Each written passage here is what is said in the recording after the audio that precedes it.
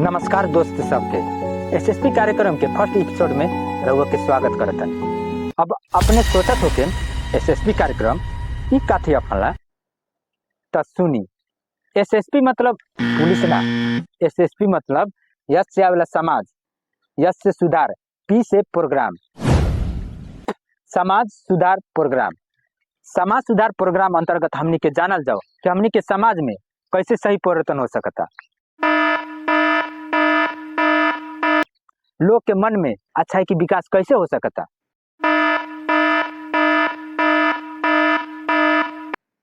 हमनी के देश के भविष्य कैसे बेहतर हो सकता।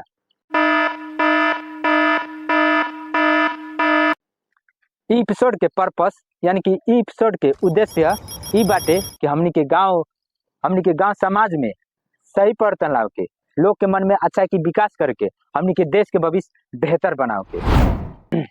और ये सब उद्देश्य पूरा करे के खातिर हम सागर ई चैनल को अपने के साथ चाहतनी, सपोर्ट चाहतनी। मतलब गांव समाज में जितना भी लोग बाड़सन सब लोग के साथ चाहतनी, सपोर्ट चाहतनी।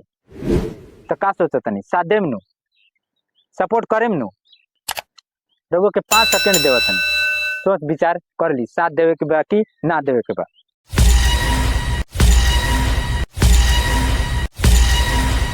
तो का सोचनी, सपोर्ट करेम नु, साथ देम नु। जरूर साथी, काश के देश के भविष्य अच्छा बनाओ के, बिगाड़े के मेन हाथ तक गांव समाज के लोग की रहेला। यदि गांव समाज के लोग चाहिए तो देश के भविष्य अच्छा बना सकता, यदि गांव समाज के लोग चाहिए तो देश के भविष्य बिगाड़ भी सकता। देश के भविष्य अंतर्गत अपने के लड़का पड़ेला। गांव समाज में जितना भी छोट छोट लड़का बाड़ा सन उकनी के देश के भविष्य अंतर्गत पड़ेला सन। और जे पिछला पीढ़ी बा आवे वाला, जे पेट भीतर बाटे नइखे जन्मल, उ भी देश के भविष्य अंतर्गत पड़ेला। तो का सोचनी रहो लोगी, देश के भविष्य अच्छा बनाओ के या बिगाड़ के?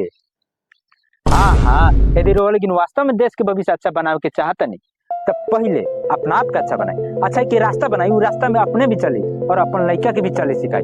अच्छाई के जड़ के इतना मजबूत बनाई ताकि आगाड़ी चल के वो जड़ ना उखड़े। के जड़ जितना मजबूत होला उतना ही मजबूत गाछ होला। रहो लेकिन कुआं देख लो के, कुआं मतलब इनार। कुछ इनार के पानी साफ रहेला तो कुछ इनार के पानी फर रहेला, गंदा रहेला। जब इनार के पानी साफ रहेला वो इनार से नीचे से पानी निकलेला न तो वो साफा ही रहेला। पर जौन इनार के पानी फर रहेला, गंदा रहेला, वो इनार से नीचे से साफा पानी निकलबो करेला न तो बाहर आके फर पानी में मिल के वो भी गंदा हो जाला, फर हो जाला। तो एकर अर्थ रहो लेकिन समझ गए लोग, वो लेकिन समझदार बनी, हर बात रहो लेकिन समझावे के ना पड़े। उसन के गांव समाज के बड़ लोग अच्छाई के रास्ते में चलिए सन तो गांव समाज के छोट छोट लड़का भी अच्छाई के रास्ते में चलिए सन। लड़का जौन होला सन बड़ लोग के देख के ही सीखेला सन।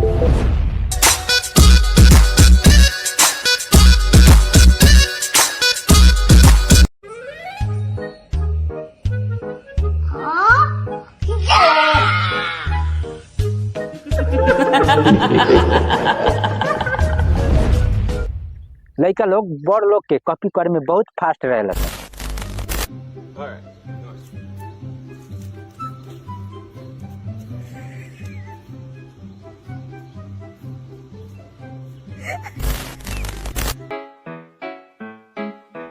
Do ba do ba do ba do ba do ba do ba do ba do ba do। एक बात हमेशा याद रखी, लड़का लोग के पहलका स्कूल घर ही होला, गांव ही होला, समाज ही होला। और वो गांव घर समाज में जितना भी बड़ लोग होला सन, मर्द हो के मेहरारू, उकनी के सर मैडम होला सन। तो जैसन सर मैडम सिखाई उसन के लड़का सीखी। जी जी ओ ओ ओ ओ जी जी एले एले ई गुलु गुलु DAN GER OUS डंगर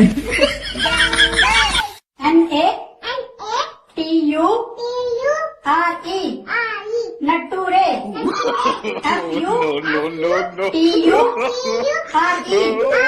कुटूरे नटूरे कुटूरे। जैसन शिक्षा उसन ज्ञान। हम भी अपन घर के, गांव समाज के, देश के बड़ लोग से बहुत सारा अच्छा बात, अच्छा ज्ञान सीखल बानी, सुनल बानी। उनमें से कुछ बात उदाहरण के रूप में अरे वो लोग इनके समझ रखे चाहते हैं। तो पहला उदाहरण ये बाटे बात मीठ कि भात मीठ। एक अर्थ ही बाटे अब नून रोटी काहे ना होके यदि उकनी के प्यार से आदर सम्मान करके मीठ बोली बोल के खियावे लसन तो अमृत के समान लगेला। लेकिन कितनो भी अच्छा खाना काहे ना होके उकनी के गारी देके कठोर बोली बोल के अपमान करके खियावे लसन तो ऊ जहर के समान लगेला। ई बात हम घर के बड़का बाबू से सीखल बानी। बड़का बाबू मतलब जाने लसन अपन पापा के बड़ भाई के बड़का बाबू कहल जाला। दूसर का उदाहरण ये बाटे अपने के दिनवा चल जाला गुनवा ना। एक अर्थ ही बाटे अपने जोन काम करीनी कर्म करीनी उ दिन तो निकल जाला लेकिन अपने जोन काम कैले रहीनी कर्म कैले रहनी उ कर्म के फल जिंदगी भर अपने के पीछा पीछा चलत रहेला। ई सुंदर बात हमनी गांव के बूढ़ पुरानिया लोग से सीखल बानी सुनल बानी। यानी कि बुजुर्ग लोग एक जगह बैठ के बात ना करेला सन तो वहाँ गई रहनी तो वहाँ से बात सुन ले रहा। तीसर का उदाहरण बाटे हरदम पैसा ना बल्कि व्यवहार भी देखे के चाहिए। ई बात हमनी देश के उ उद्योगपति से सुन ले बानी जे पैसा वाला बाटे धनिक बाटे।